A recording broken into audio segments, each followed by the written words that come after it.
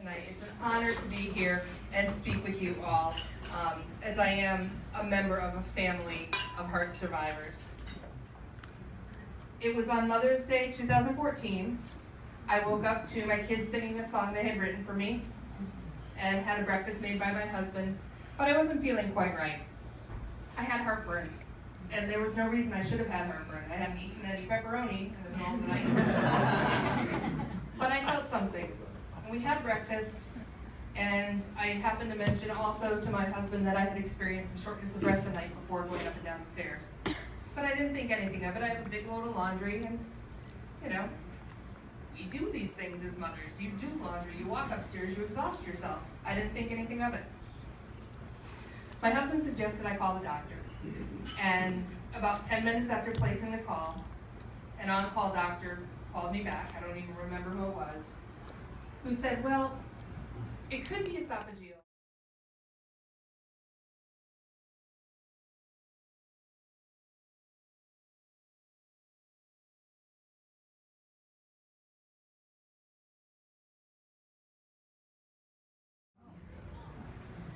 My daughter heard me collapse. She heard the fall, and she called for my husband, who came and knocked on the bathroom door. And as a mom, thank God I never locked the bathroom door. He opened the door and found me unresponsive. And by the grace of God, I fell between the toilet and the vanity, so I did not bang my head. He got me to the floor, rushed out of the room, and called 911.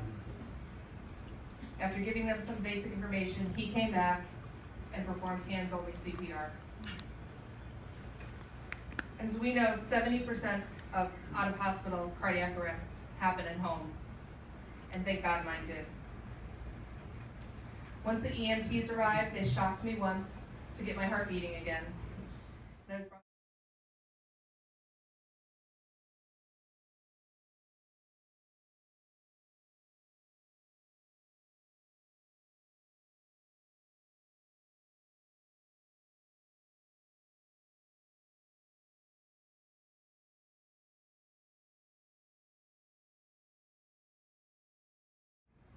as they took me off the ventilator. They still didn't know if I had maintained my brain function.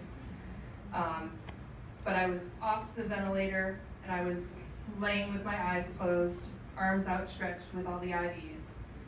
And my husband leaned over and said, "I love you." And with my outstretched arm, I made the American Sign Language sign of "I love you" to him, which is something that we in our family do for each other. Now, shortly after that, my uncle, with whom I have a very playful relationship, he's actually more like the big brother that I never had. We're constantly picking on each other. If there's a joke to be told to each other, we say it. And we have a running joke where he calls my friend Melissa his favorite niece.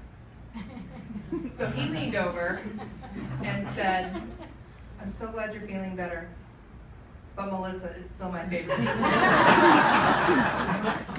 To that I responded again, eyes closed, no words, with another.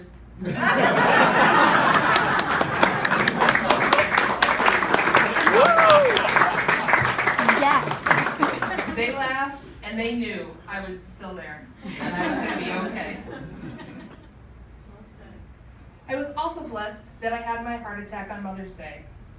I mean, what mother wouldn't want a gift of a helicopter ride? and a 10-day, 9-night stay away from home, which included housekeeping, room service, and a personal attendant. You can't get that service at any 5-star hotel.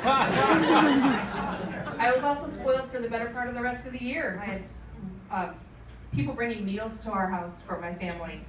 I had maid service that I was allowed to hire to help me keep the house clean. Starting to feel a little chest pain.